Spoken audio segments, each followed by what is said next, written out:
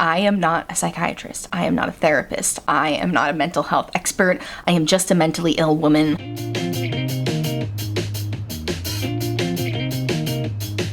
Hello, and welcome back to the Hard Feelings Podcast. This is, of course, my mental health podcast where I talk about things like anxiety and depression, aka hard feelings. And I got a rock solid one for you guys this week. This week, we're talking about fear. Don't be scared. Don't click out. It's not going to be a scary episode. Despite it being about fear, I actually think it's going to be quite cathartic for the both of us. At least it was when I was writing about it in my journal this morning. Today I want to talk to you about fear and worry, because I think that these are feelings that I often get confused with each other because they are really similar, right? What's a worry but not a teeny tiny baby fear? But there are a lot of big differences, and I feel like they need to be handled differently, and sometimes even just knowing the difference between a legitimate fear and a worry can be helpful, at least for me. So we're going to be talking about the differences between fear and worry. I'm probably going to use some really sick analogies in this video, so get your notebooks out, kids. We're going to do an awesome mental health song of the week. I'm excited. I'll give you a hint. It's a Noah Kahn song, but it is not from Stick Season, okay? It's from a deep cut, and I'm so excited about it. So yeah, if you want to hear more about fear and worry, how they're intertwined, how they support each other, maybe find a gift from fear. Could there be a gift to fear? Well, I certainly journaled about one, so I hope so. So yeah, if that sounds interesting to you, then just keep on listening. All right, here's the incredible analogy I warned you about, right? The difference between worry and fear. This helps it make sense for me, so I hope it helps you too. So for me, worry feels like gnats flying around your head, right? Where you can kind of swat them away, but they keep coming back, but they're annoying, you know, but you can swat them away. At the end of the day, you can swat away the gnats and they are no longer gonna be flying around your head. Whereas fear is like, imagine the biggest, scariest wasp you've ever seen in your life sitting on your head where you can't see it, but you can feel it, and you become just frozen with fear because if you make one wrong move, you know that that wasp is gonna sting you. So fear, big scary wasp. Worry, bunch of little gnats. And that's what makes fear interesting. You know, typically on this podcast, when I talk about different hard feelings, you know, like guilt and anger, jealousy, a few other ones I've spoken about, I talk about how I like to suppress those feelings because it's a lot easier to push them down than to actually feel them.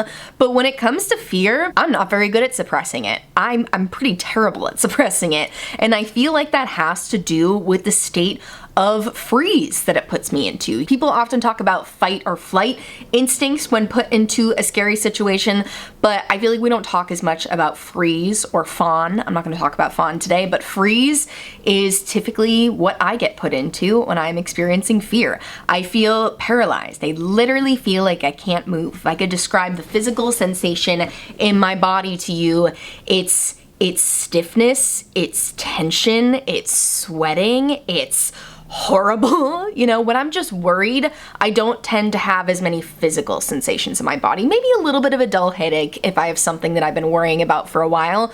But when it's legitimate fear, it's a numbness. It's not really, it's a numbness, but also a tension. I don't know. I would love to hear what physical sensations you guys feel in your body when you feel fear. Even, I hope this just makes you start to think about them more, because honestly, connecting emotions with physical sensations in my body really helps me to be able to identify emotions more.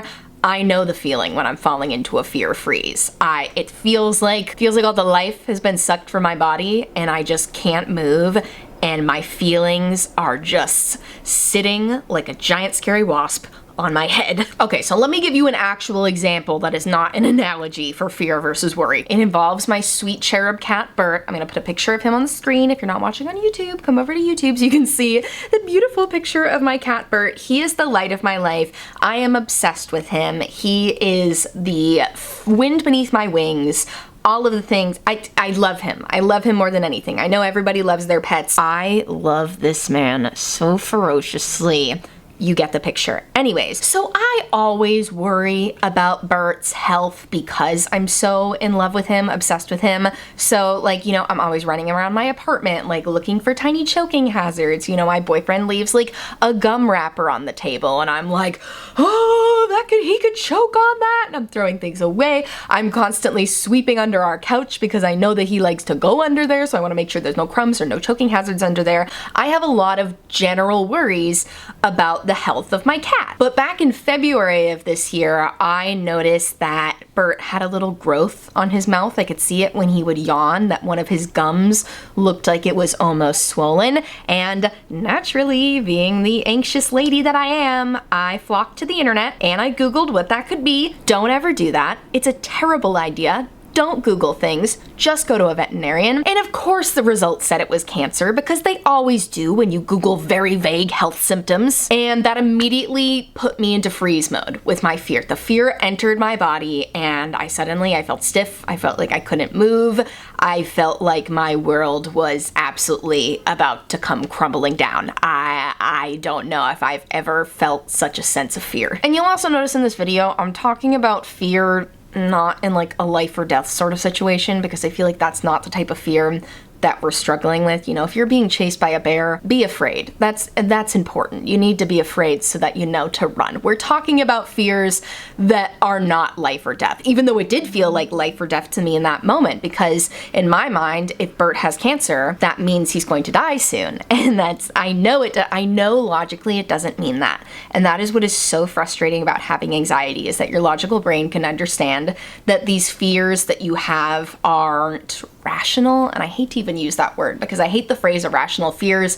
I feel like it makes light of people's feelings, which are all feelings are incredibly valid. So I don't want to call it an irrational fear, but like my brain wasn't being super rational about this. My brain was telling me he has a growth. That means he has cancer. I'm going to take him to the vet and they're going to tell me that we have to put him down. That's not what happened. Bert is still alive today. He's totally fine. I did end up taking him to the vet. They biopsied the growth. They removed it. They sent it off. It came back benign. The vet told me sometimes cats just get those. Like sometimes they just get weird growths in their mouths like people do. You know, sometimes we get moles that are non-cancerous, that you get biopsied and it's fine. My brain didn't even consider that. Like I said, I didn't even understand what the problem was because I was Googling vague things. It all worked out. But that is the difference between fear and worry. That's why I brought this up. Worries are my general feelings of worry about Bert choking on things, hurting himself, falling off the couch, falling off the bed, stuff like that.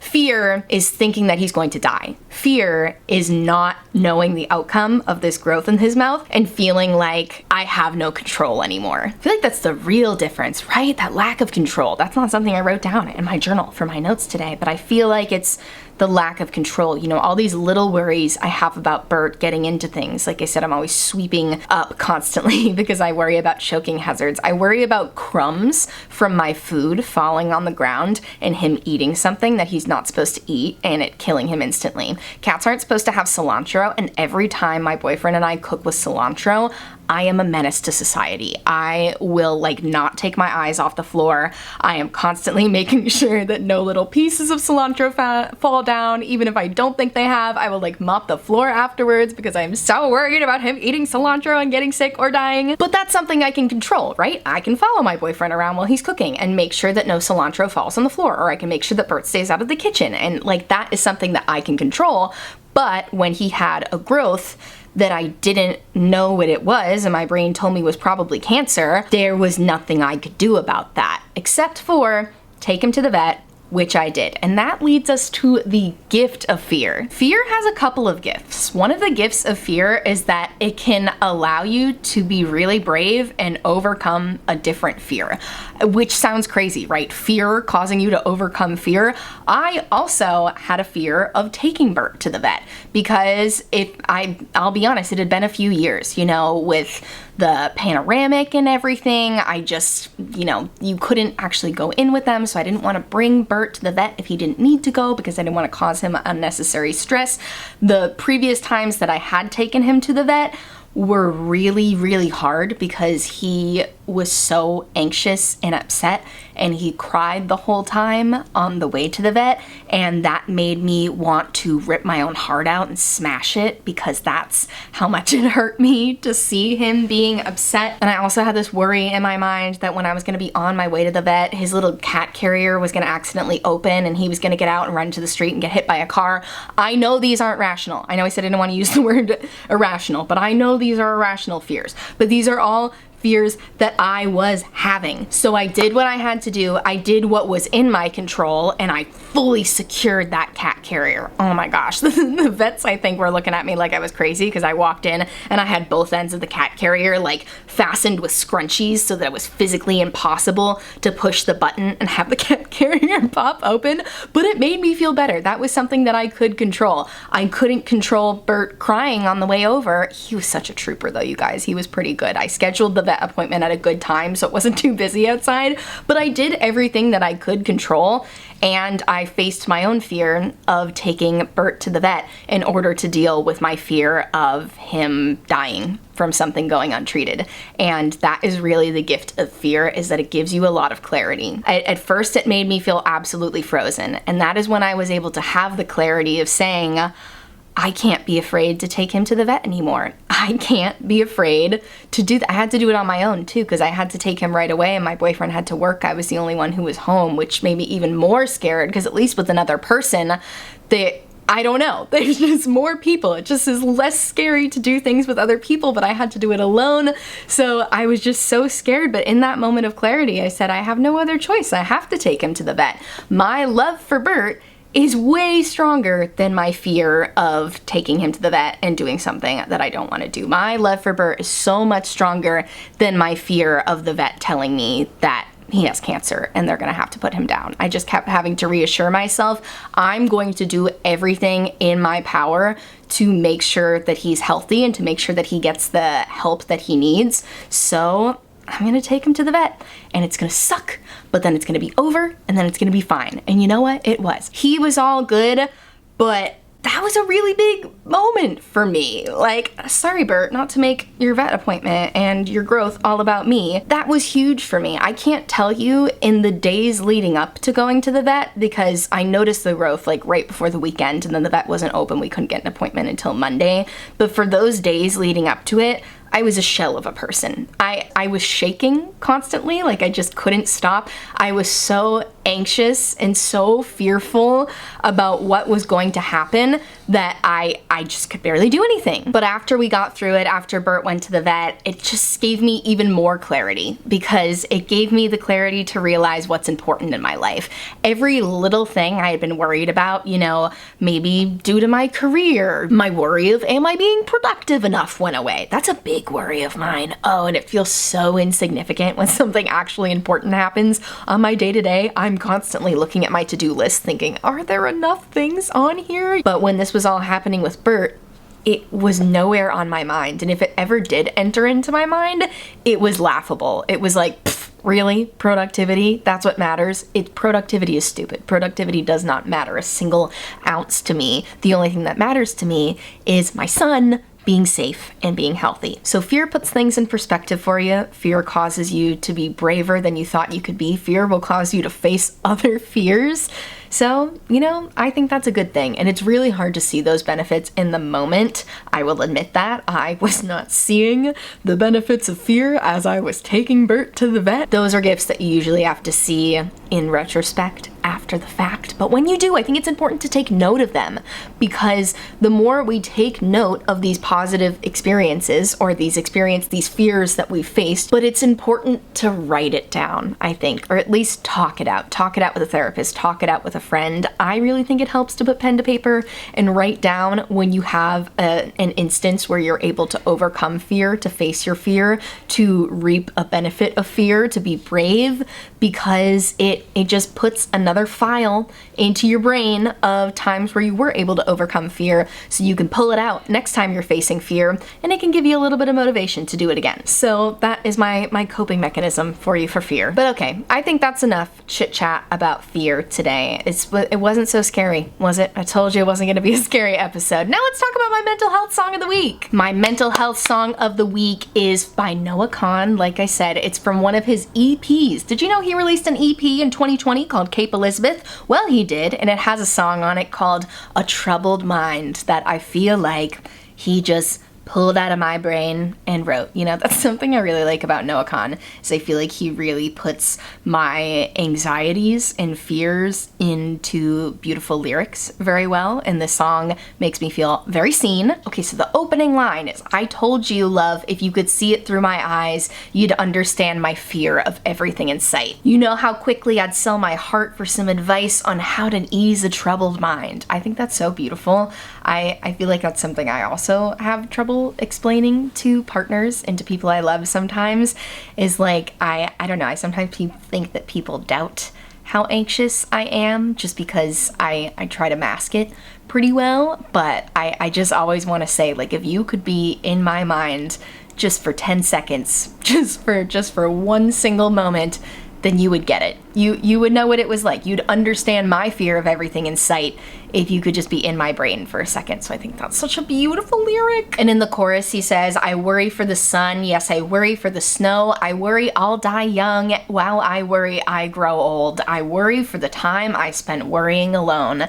And that is really what it feels like to be an anxious person. You just feel like every time you get over a certain worry, every time I swat one of those gnats out from in front of my face, there's just more gnats. They just come back. Different gnats, maybe, but they still come back. It feels like an impossible task sometimes. It just feels like every time you swat them away, more are coming back, and that's why I really like that his song, he said, I'd quickly sell my heart for some advice on how to ease my troubled mind. I'd give up anything to ease my troubled mind. Like, I understand the desperate feeling of just wanting to feel neutral, not even feel good, you know, because that's the thing. When I'm struggling with worries and when I'm in a worry spiral, I don't even sit there and think, I want to feel good, I want to feel good. I just sit here and think, I want to feel normal. I want to feel neutral. I want to feel what it feels like to have a brain that is quiet, to have a brain that doesn't constantly have a million things swirling around in it, because I can't remember the last time I ever felt that way. And that, my friends, is what it feels like to have